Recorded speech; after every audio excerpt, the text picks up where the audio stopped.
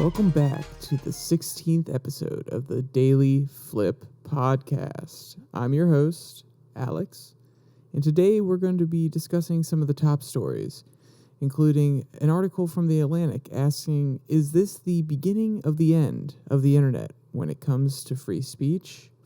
And then two more articles talking about the progressive wing of the Democratic Party, talking about their failures in the past and what their future may look like. And of course, we'll end today's podcast with the segment called The Daily Delight, a story meant to leave you feeling positive and ready to take on the day. Now that's enough rambling from me. Let's get into the stories. Like I said, our first one comes from The Atlantic, and it's called, Is This the Beginning of the End of the Internet? Now this is a very inflammatory title, and by inflammatory, I should rephrase that. It's a very, very slanted title. They already know what they want to tell you. They already know where they're trying to lead you, and they're trying to make you think a certain way going into it. And they ask some very important questions. So the reason this issue is coming into view is there is a battle going on in the Fifth Circuit Court of Appeals that is Texas, Louisiana, Mississippi, called Net Choice versus Paxton. Why this is coming into view and why it's important is the circuit court actually upheld the original ruling of a court in Texas that any social media company with more than 50 million monthly users, actually, it's not just applying to social media companies, which is where a lot of the hang-up is. Any company, any website that has more than 50 million monthly viewers has to not moderate the content, meaning that if someone posts something, so if you're on Reddit and someone posts a comment that is what the Atlantic would call blatant misinformation or disinformation, the company can't actually take that down. So this is a decision that is First Amendment absolutist to the extreme, meaning that in theory, YouTube couldn't moderate its content. So if a few years ago, there was a big controversy on YouTube. There were lots of terrorist recruitment videos on YouTube, and they were being flagged, but they weren't necessarily being taken down. And then YouTube stepped in, they moderated and took that content down. But according to this decision, there wouldn't be that clear line. They would have to leave that content up. They are no longer a publisher in the eyes of the law that can decide what needs to go from their platform and what can stay. And it also gets rid of the protections as a platform that they could not be sued for moderating it. And that's where a lot of this issue comes from. You also may remember a few years ago the discussion of Section 230 came up. And this is a special protection that allows certain platforms like YouTube, Facebook, Twitter to act as both publisher and as a platform. So they can take down content. They can moderate the content if it doesn't follow their community guidelines.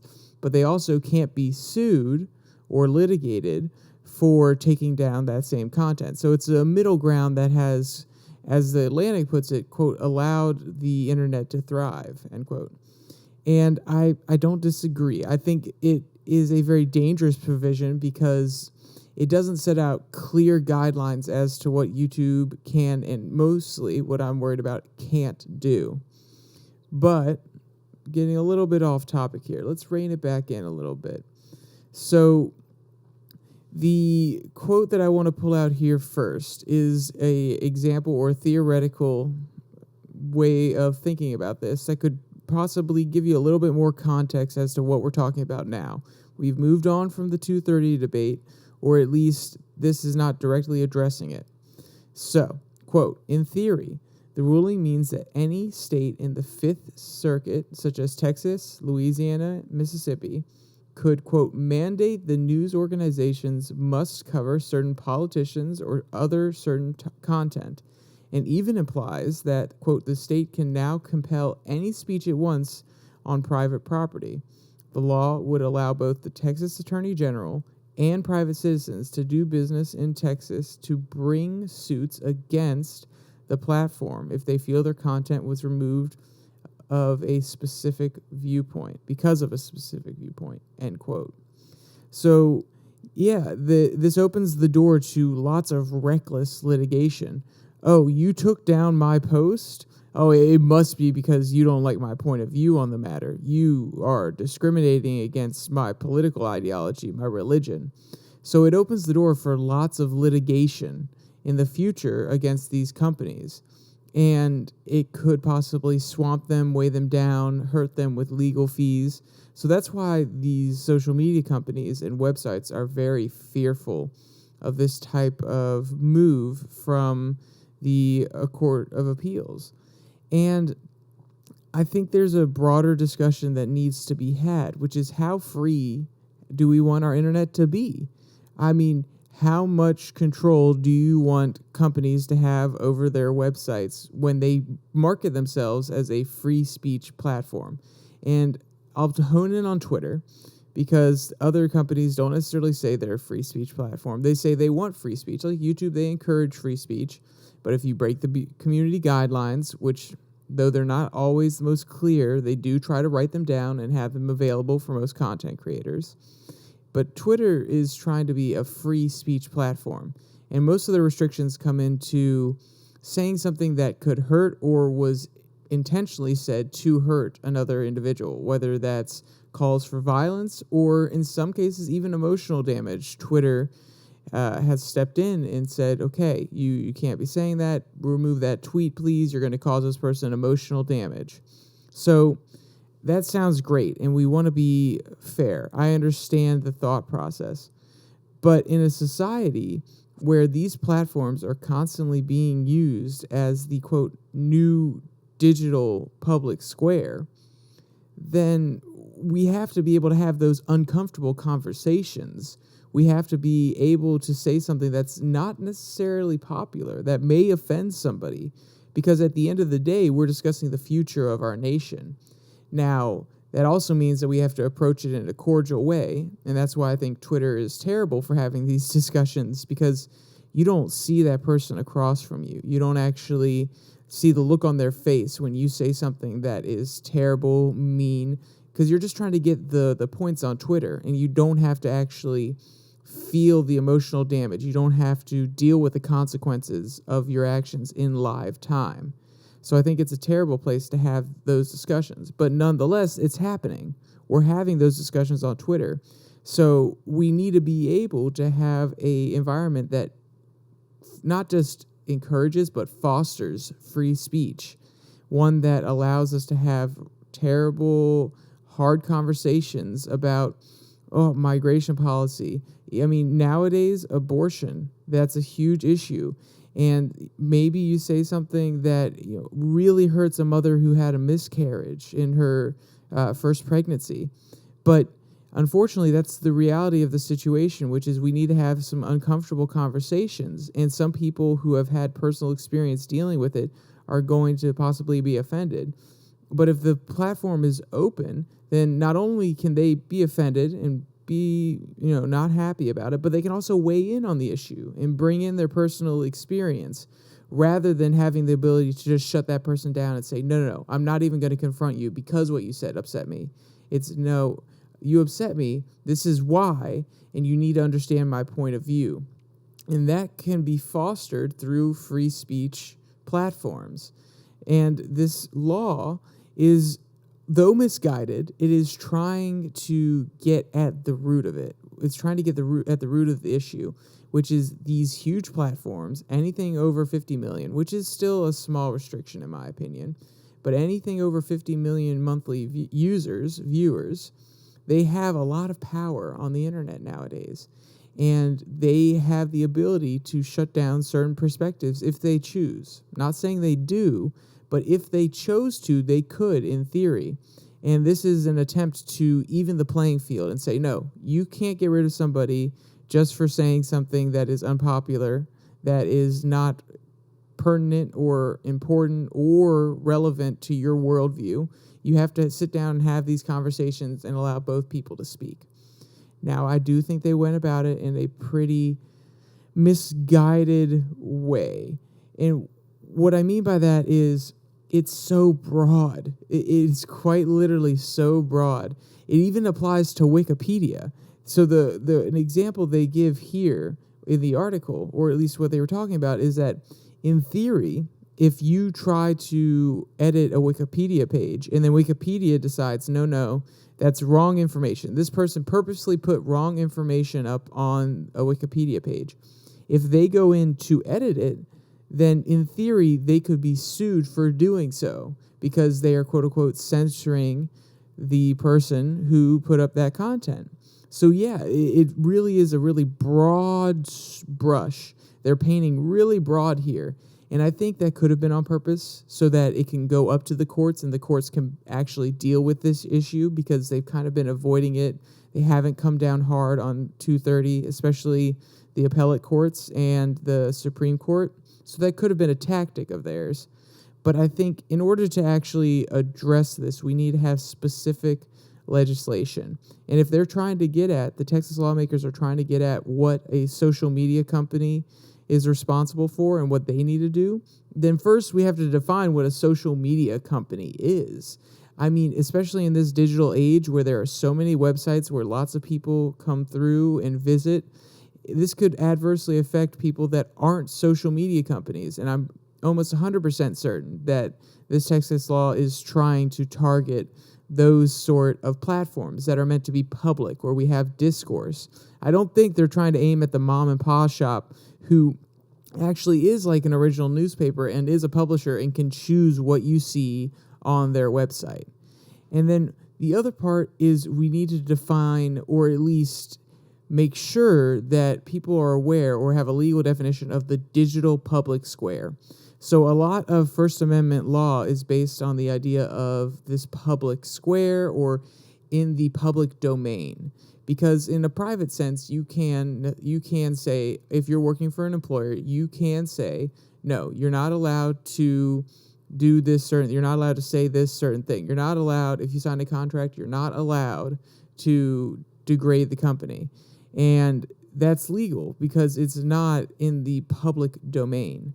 So we need to identify what these online spaces are and call them what they are, in my opinion, a digital public square. And then once we have that framework, once we have those legal terms, at least in use, it allows us to build out.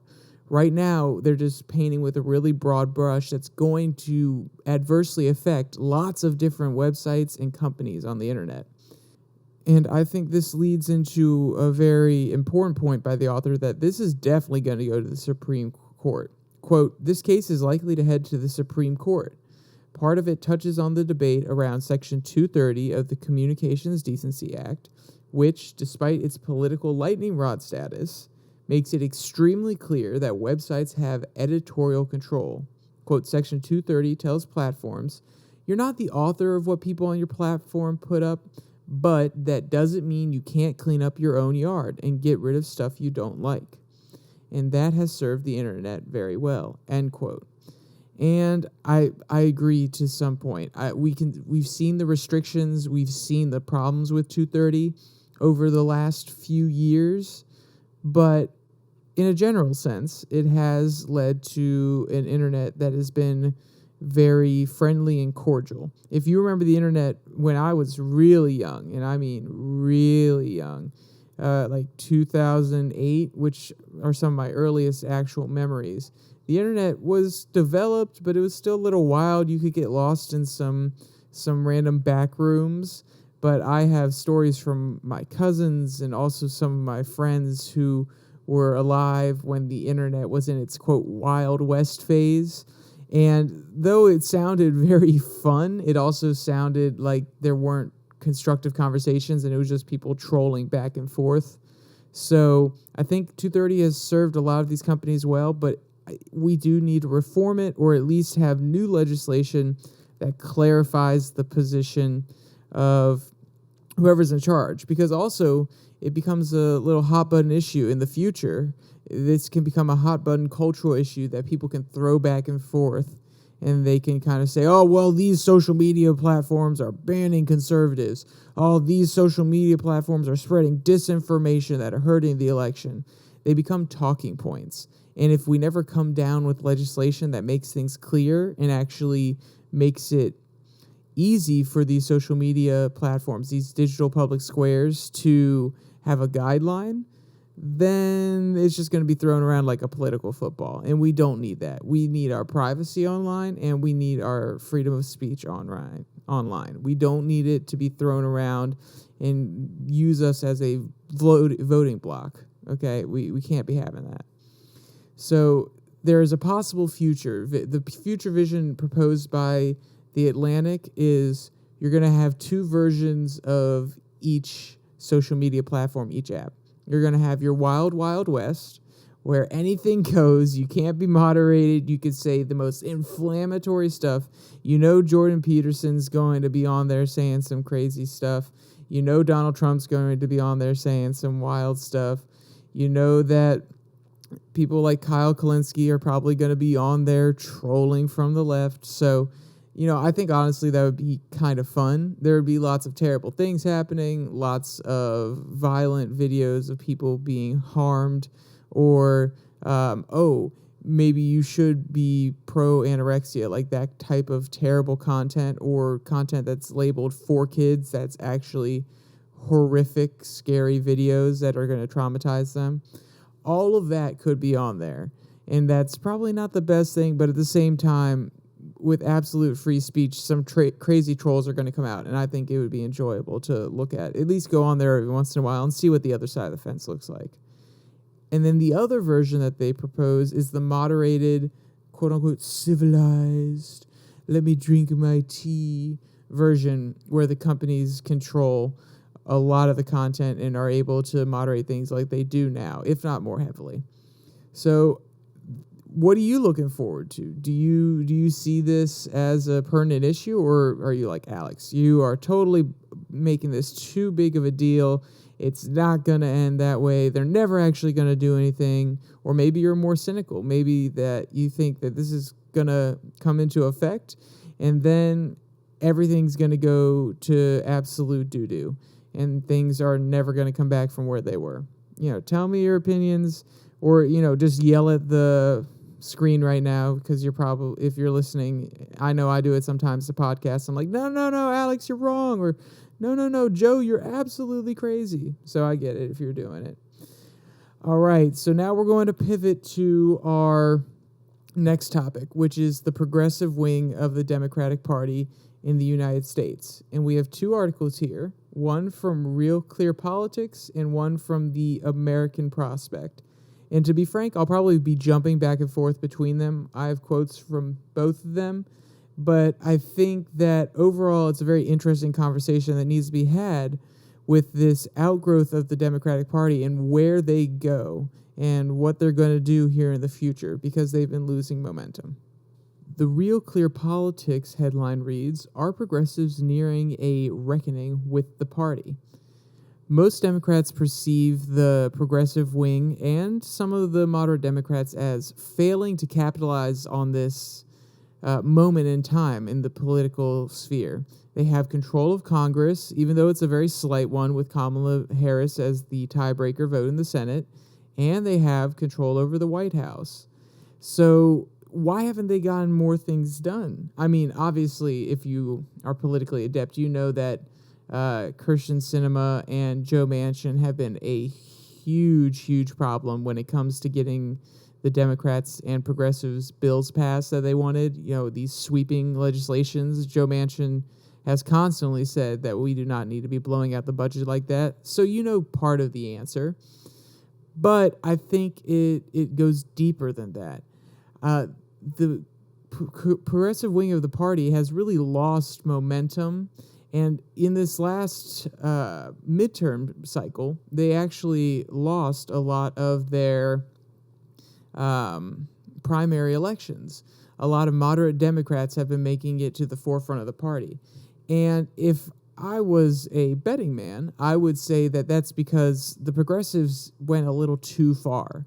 Some of their policies have definitely angered, let's put it that way, some of the more moderate centrist Democrats, especially the conservatives, and even some of the independents that are there in the middle.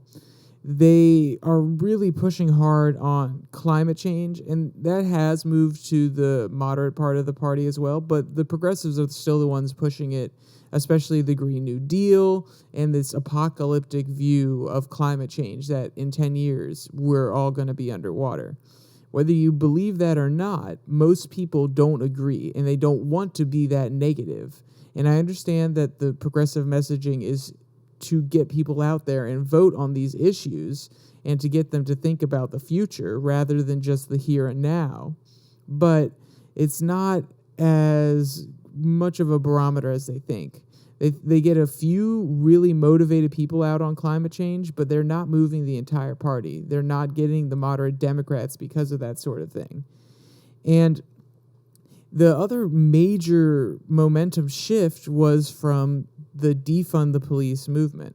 So after George Floyd, we saw a huge push from the left and especially the progressives to defund the police. Very progressive locations, Oregon, Portland, Oregon, more specifically, Minneapolis, Minnesota. Jurisdictions like this actually defunded the police and tried to restructure how their systems work. They even put AGs in place who actively took resources away from certain cops. I take that back. They didn't take the resources away. The city councils did. And then the AG in Minnesota actually spent time trying to prosecute police officers that weren't doing their job and that were wrongfully hurting people. And they were trying to crack down on the police and make sure that they were liable for any of their actions on the job. Whether you disagree or agree with that idea, I don't care. You can't deny that they capitalized on the momentum that was given to them. But as time went on, you saw support for Black Lives Matter go down.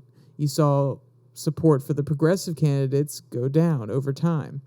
And I would argue that they didn't best utilize the moment to say, okay, we have this political and emotional capital, especially emotional capital. When you see that video of George Floyd on the ground, it just makes you sink.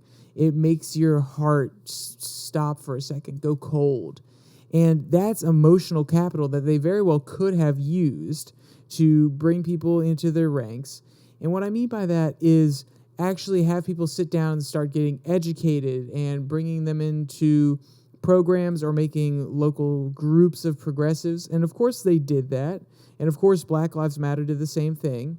And they brought in lots of funding. But they didn't truly capitalize on this by trying to engage as many people as possible and keep them engaged. They said, oh, look at this momentum that we're doing. We can say defund the police in multiple jurisdictions. We can get people to go out and protest. And they did, but they didn't retain those people. Once the defund the police narrative was over, once that goal was achieved, they lost a lot of those people.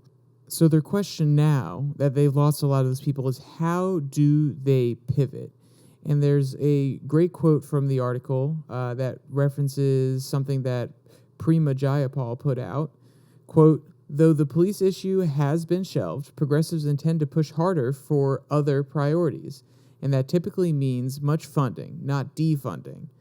An over-the-top August editorial proactively placed in the Wall Street Journal and titled How Progressives Triumphed in Congress showed Rep. Prima Jayapal, chair of the House Progressive Caucus, is already planning for the next inter-party battle. Quote, progressives inside and outside Congress will continue to fight for crucial provisions that didn't make the final bill. Child and home care investments, housing, immigrant justice, Medicare expansion, and more, Jayapal wrote, giving progressives credits for delivering the Inflation Reduction Act, but admitting the left was, quote, heartbroken that so much of Build Back Better was left out, end quote. So they obviously are having a strategic pivot here. And one thing that's important that she brings up is progressives inside and outside of Congress. that is really where the progressives have thrived over the generations. Because a lot of moderate Americans don't want to put a progressive in place, or they don't necessarily agree with all of their policy positions, they normally have been relegated to being activist groups and being special interest groups that lobby and influence people inside Congress for their issues. And that's where this next article also picks up from the American Prospect. And it really talks about, well, I'll read the title first, Why Progressive Groups Struggled with the Biden Agenda. And it really focuses in on these special interest groups that work in tandem with people in Congress. And the first thing I want to ask you is, can you name 2 pieces of legislation that have been passed or that Congress has attempted to pass in the last 2 years, not including Build Back Better and the Inflation Reduction Act? So if I was to sit here and someone was to ask me that, maybe a few would come to mind because I've read this article, but before reading this article, I would have no idea. I may be able to pull one out of my butt, but even then, I wouldn't be super confident about it. And this really speaks to the problem that these special interest groups that are working outside of Congress had when it comes to Joe Biden's agenda over the last few years. The article, quote, says it's, quote, a messaging issue. And what they mean by that is, one, it's hard to message certain parts of these bills and get them out to people and make sure that people remember why this legislation is important. But also, the second aspect to that is some of these bills, these reconciliation bills, were so massive.